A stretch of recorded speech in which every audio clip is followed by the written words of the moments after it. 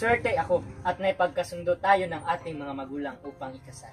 Dahil kung hindi, ay hindi na ako makakakita pa ng isang babaeng katulad mo.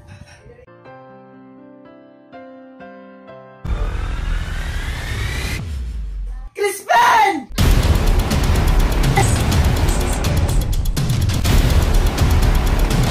Basilio! Crispin! Nandun ba kayo mga anak?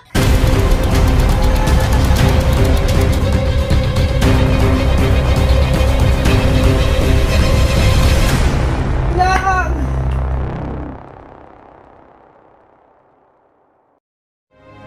Crispin! Basilio!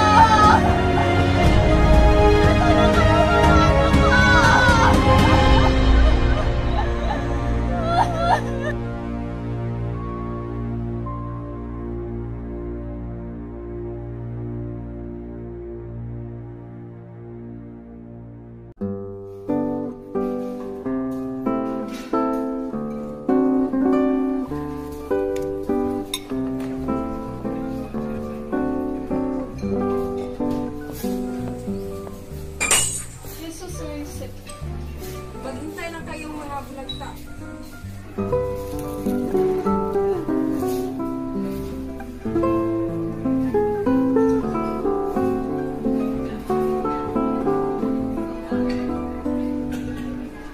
Nakakayamot ang bansang ito. Halatang iba ang pamamahala din kaysa pamamahala sa bansang. Ang masama pa, puro Indio ang nakatira. Ayaw ko talaga sa mga ito. 20 taon akong nagsilbi at nagtiis sa pagdidildil ng kanin at saging sa bayan ng Santiago bilang isang kuramba. Ngunit nang ako'y umalis para akong isang lilang matanda at hermanos terceros labang ang tagahatid sa akin, mga walang utang na loob. Magdahan-dahan kayo, Padre Damaso. Pagkat nasa ilalim tayo ng bubong ng isang Indio. Tama ka, Reverencia. Baka magdamdam si Kapitan Tiago. Huwag kayong mag-alala. Matagal nang hindi tinuturing ni Tiago ang kanyang sarili bilang isa. Sigurado naman pong hindi kasing saklap na nangyari sa inyo sa amin. Nako, sigurado akong nagsayang ka lang ng pera papunta. Wala ka ibang kakainin, kundi tinola at matutulog kang hindi nasisiyahan. Nga Ginoo, ikinalulugod kong ipakilala ang anak ng ating nasirang kaibigang si Don Rafael. Siya ay si Juan Crisostomo Ibarra. Galing siya ng Europa. Sinundo ko siya sa kanyang paglalakbay.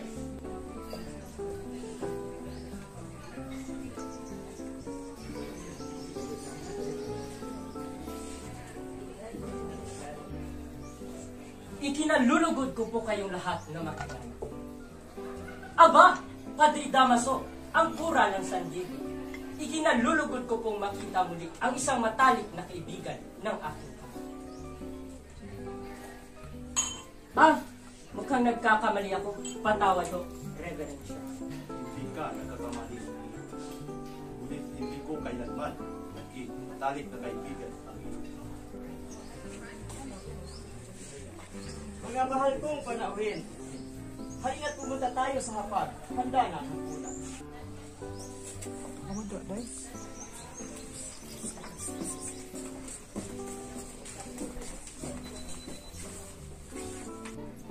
Ilang taon kang nawala sa ating bayan, Indio Ibarra. 7 taon po, Ginoo. Sa iyong 7 taon sa Europa, malamang nakalimutan mo na ang ating bayan. Ang totoo po niyan, tila ang ating bayan ang nakalimut sa akin. Lagi ko pong iniisip ang ating bayan kahit na ako'y nasa mala. Totoo ba yan, hombre? Oh, nako. Sana'y tanggapin niyo ang sincero ko, Oman.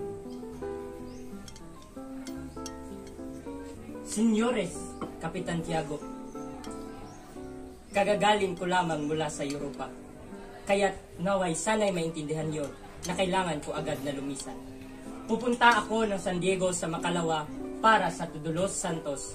May kailangan akong katagpuin doon. Hindi ka na ba talaga mapigilang umalis? Sana ay mahintay mo pa ang pagdating ng aking bulaklak na si Maria Clara. Alam kong matagal ka na niyang hinihintay. Baumanhin dun, Tiago. Mukhang mahalaga ang aking katagpuin doon. Muchas gracias sa inyong pupunta. Walang anuman, Ibarra. Patnubayan ka ng Diyos sa iyong paglalakbay. Nabusog kaya ang nabisita sa handaan, Isabel? Palagay ko'y oo, Santiago. Paniguradong nabusog sila sa dami ng handa. Nakalulungkot lamang na kinailangan agad umalis ni Ibarra sa gitna ng kasiyahan. Tila yata may bumabagabag sa iyong kalooban, Ama. Meron nga po ba?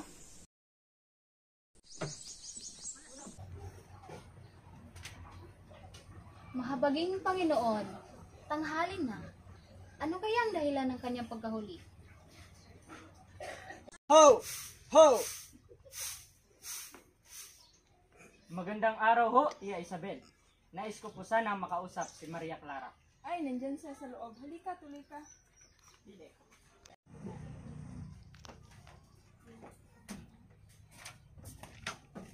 Magandang tanghali, Don Tiago. Nais ko po sanang makausap ang iyong anak. Abay, sige. Clarita, nais ka makausap ni Ibarra. Isabel, sunduin mo sa kanyang silid, malamang ay nag-aayos pa yun o di kaya ay nahihiya. Halika.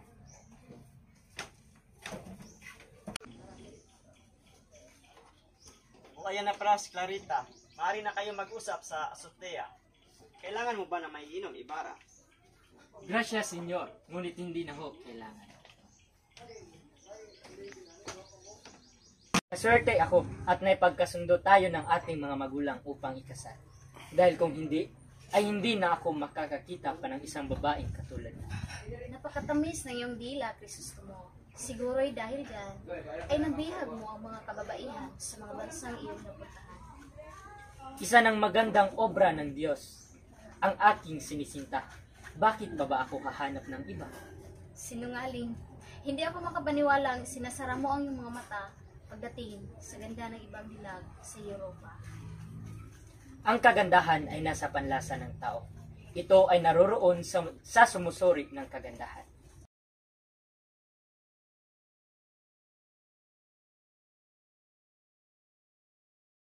Hilain mo naman mabuti yung tali, Crispin. Magpahinga naman tayo. Kanina pa tayo dito nakatayo at nagpapatunog ng kampana. Hindi pa pwede. Papagalitan tayo ng sakristang mayor. Oo nga pala, ilan daw yung sisweldohin mo ngayong buwan? Sa 2 release na, Crispin. Bayaran mo na kasi yung sinasabi nila na ninakaw kung naginto sa simbahan. Naku, Crispin. 2 multa nang inaabot ko kay sakristang mayor, kaya hindi na sapat ang sahod ko para hingin nila. Natatakot na kasi ako. Nagpasama ng ura at lalo na yung sa Kristang Mayor. Huwag kang magsalita ng ganyan, Crispin. Mga pasaway na bata, hindi kayo gumawa ng tama sa simbahan. At ikaw, Basilio, magpunta ka ng 2 release dahil sa hindi maganda tunog ng kapana at hindi ka rin uuwi ng alas 8. Ngunit, huhulihin ako ng Guardia Civil. Wala kang pakialam at sasagot ka pa. At ikaw, Crispin, hindi ka uuwi hanggat hindi mo susuli ang 2 unsang dito. Hindi ko naman po yung ninakaw eh. Wala pong ninakaw na kahit ano. Sasagot ka pa. Huwag na po tama na po!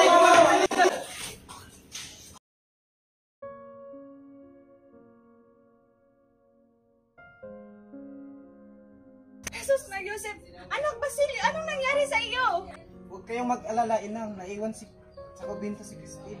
Naiwan? At siya ba'y buhay? Salamat naman at ganon. Bakit ka tubuan? Anong nangyari sa iyo?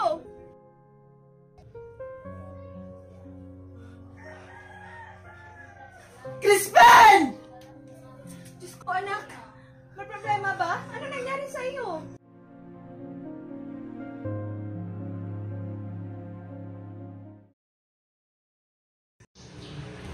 Tao po. Magandang araw po. Sino kayo? Ako po po si Sisa, ang ina ni Crispin. May dala po akong mga gulay para sa kura. O sige, ilagay mo na lang dyan. Saan ho? Kahit saan dyan. Maaari ko mo bang makausap ang kura? Hindi maaari. May sakit siya. Kung ganoon, maaari ko po bang makausap si Crispin? Huwag na magkaila. Alam niyo ng lahat na nasa inyo na si Crispin. Si Basilio lamang po ang nakauwi sa bahay. Ngunit si Crispin ay naiwan nito sa simbahan. Maaari ko po ba siyang makita? Hindi mo ba naintindihan na may sakit ang kura? Hala! Doon kayo humagulgol sa lansaman! Sulong!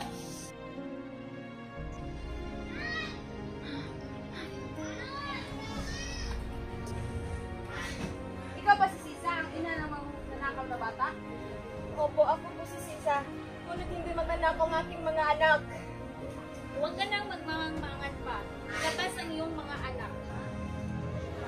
Wag! Bitawarin niyo ako! Wag!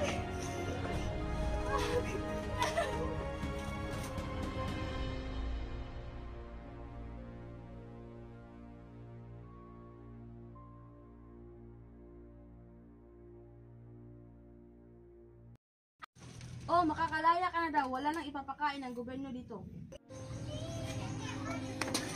Basilio! Crispin! Nandun ba kayo mga anak? Nandang Tasyo! Walang tao.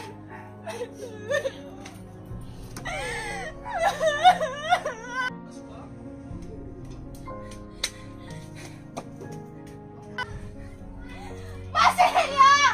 Crispin! Nasaan na kayo?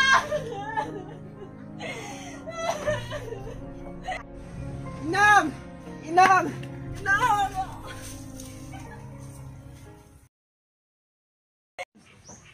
Ipapahanda ko ang lahat ng kailangan bago magbukang liwayway. Ayoko makasama ang kura. Bakit? Pakiwari, binabantayan niya lahat ng kilos ko. Natatakot ako sa kanyang mga tingin. Kinikilabutan ako sa kanyang tinig na napakahiwaga. Madalas ay tinatanong niya sa akin kung kapaginipan ko ang sulat at ang aking ina. Pag isinasinang at tandeng, ay nakabalitang hindi daw kumakain ang kura at tila napabayaan ang sarili. Ngunit hindi maaaring hindi natin siya kumbidahin. May kaugalian tayo dito at isa pa'y narito na siya. Malamig ang hangin dito sa labas, baka kayo magkasakit. Hindi ba kayo natatakot magkasipon? Maganda ang gabi, Padre. Napakasarap lumanghap ng sariwang hangin. Isang kasiyahan sa bukid ang inihanda ng aking mga kaibigan. Maaari po ba kayo dumalo? Saan magaganap ang kasiyahan? Sa may batis po, doon sa gubat, malapit sa puno ng baliti. Iyon po ang napiling lugar ng mga dalaga. Upang patunayan na ako'y walang sama ng loob dahil sa nangyari, malugod kong tinatanggap ang iyong anyaya. Maria Clara, aalis na ako. Magkita na lang tayo bukas. Padre Salve, mauna na ho ako sa inyo.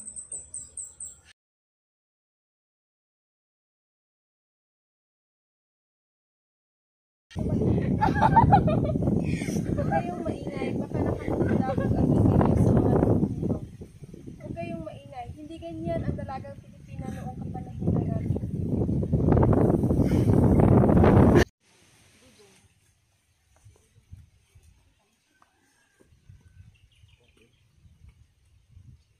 Magandang araw mga may pinipili.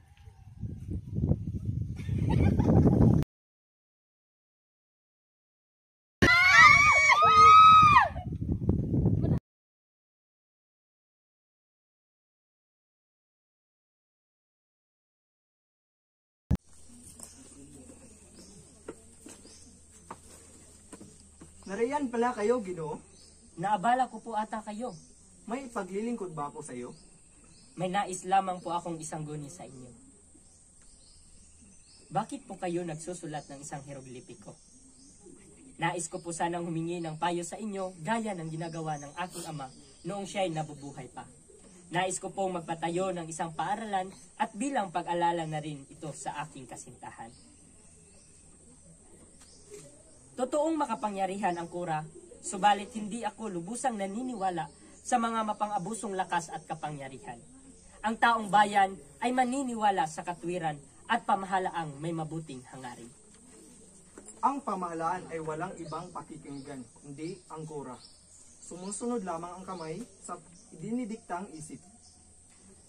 Nauunawaan ko ang inyong sabihin. Ngunit dapat ninyong malaman na ang mga nanggagaling sa utos sa itaas ay hindi ipinatutupad pagdating nasa ibaba.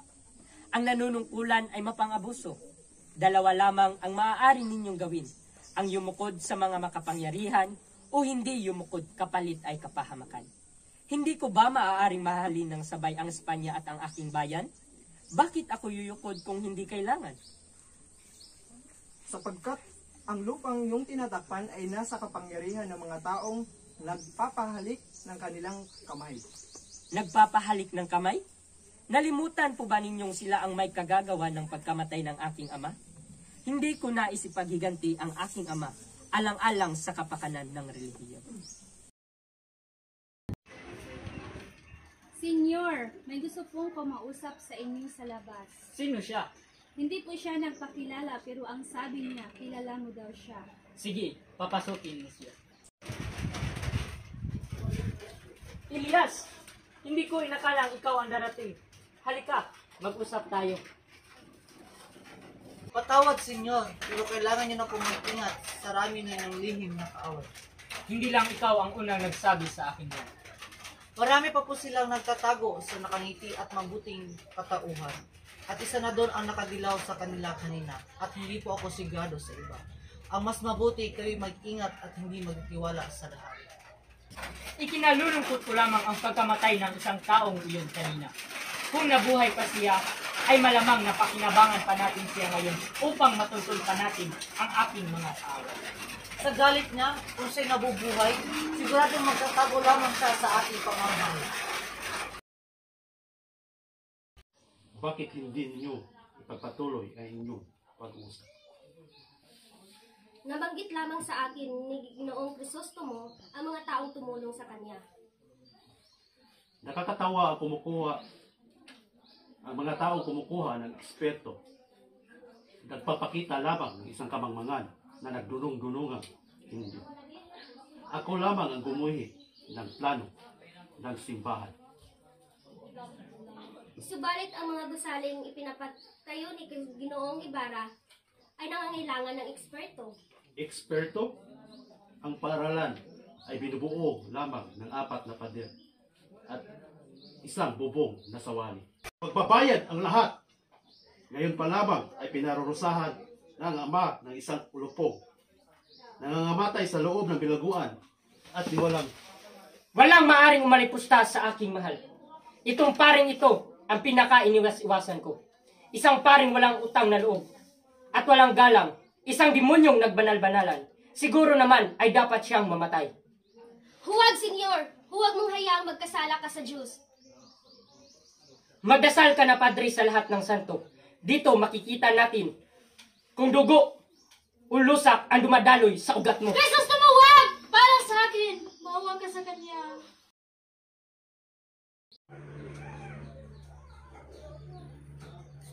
Magandang hapon, Kapitan General. Nais po kayo makausap ni Don Crisostomo Ibarra. Don Ibarra? Ang sinasabi na kaalitan ni Padre Damaso? Opo. Papasukin mo siya. Gusto ko siya makausap.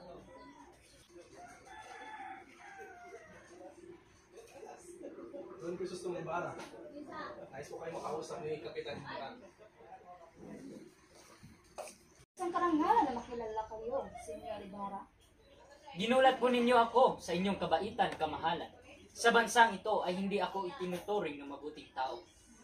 Tungkol sa pag-aalitan ninyo ni Padre Damaso, sinisigurado ko sa inyo na hindi ka magagalaw ng mga pari hanggat ako ang namumuno sa bansang ito. Kakausapin ko na rin ang Arsobispo na sumulat sa Santo Papa upang maigsa ng iyong ekskomunyon. Kahit ako ay gawin ko rin yan kung ginawa sa aking amang ganoong kalapaspanganan. Gracias, kamahalan. Ngayon ay alam ko na kung bakit pinupuri kahit sa Madrid ang inyong kahusayan, kamahalan. Pagpalain nawa kayo ng may kapal. Geno, magpuntahan pa ako mahalagang bagay. Maraming salamat at nakausap kita, Don Ibarra. Aalis na din po ako, kamahalan. Maraming salamat din po.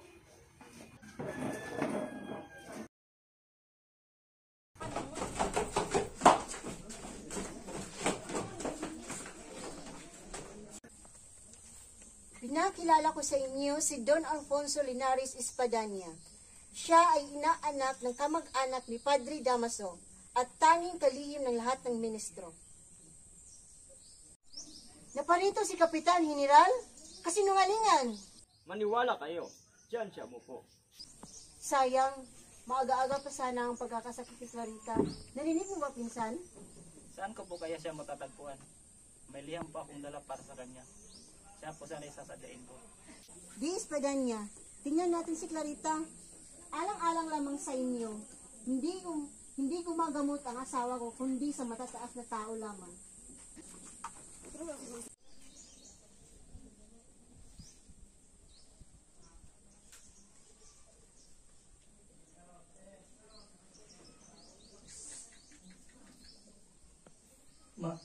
May sakit si Clarita, ngunit mapapagaling siya. Sa umaga ay gatas at liquin, habedera de altea at 2 pindoras, di sinaglos ang kanyang kailangan. Gagaling ka, Clarita. Lakasan mo ang iyong loob. Ipakilala ka pa namin sa aming pinsan. Ginoong Linares, narito si Padre Damaso. Maria, anak ko, hindi ka mamamatay.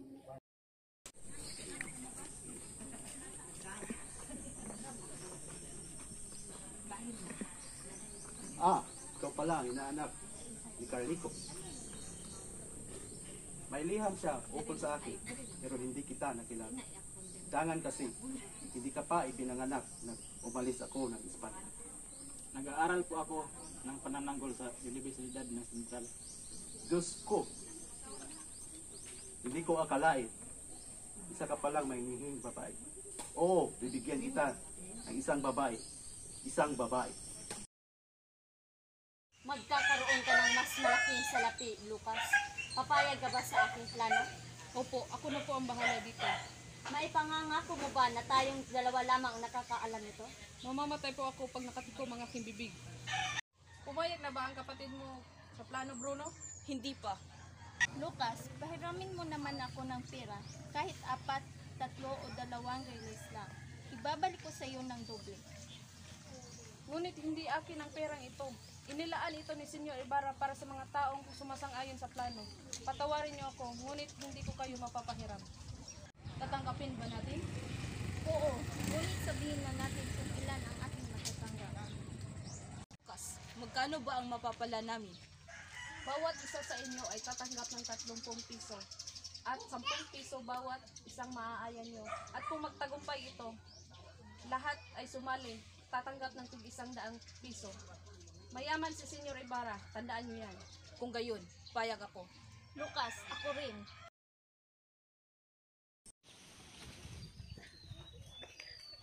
Ngayon niyo mapapatunayan ang kahalagahan ng mga Friday. Isang babae na ang nangumpisan ngayong gabi. Ganap na ikaw-8 ay sasalakayin ng mga kwartel, papatayin ng mga Kastila at magkakaroon ng isang malaking pag-aalsa. Sinong taong huhulihin ko? Minahon ka.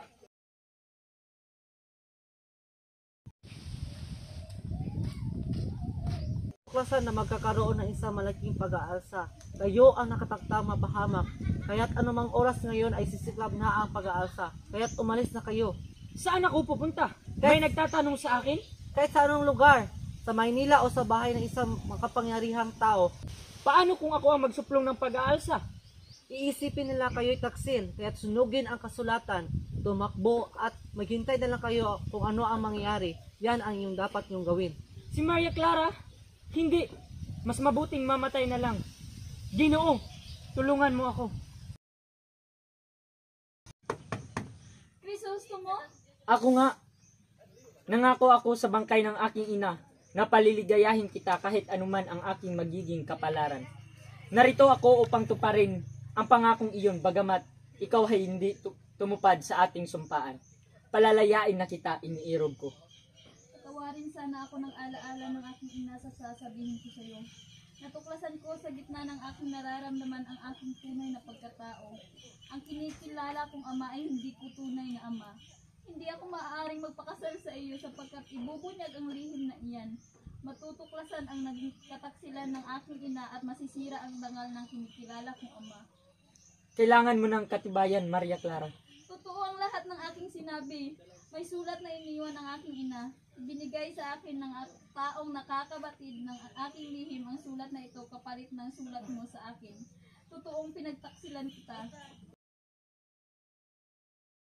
Malaki talaga ang nagagawa ng may isang kamag-anak na nanunungkulan sa pamalaan, di ba?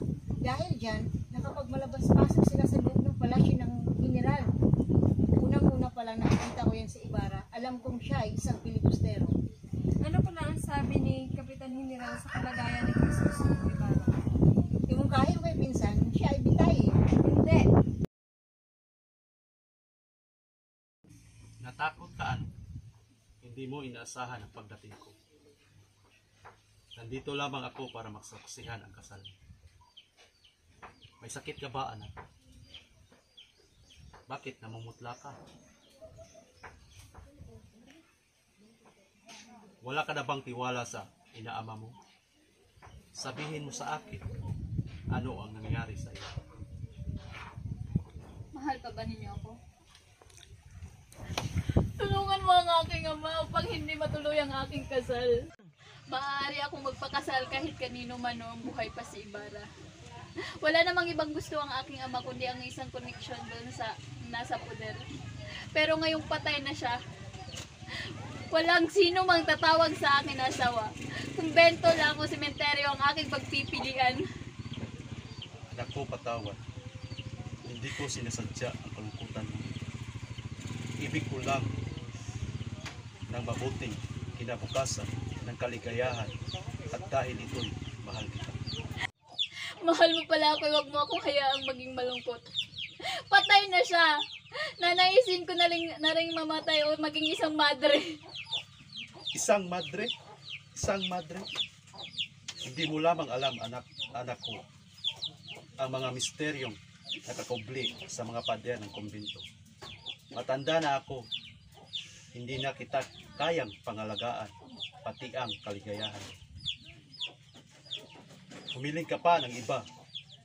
Mahalin ang binata kung sino pa man siya.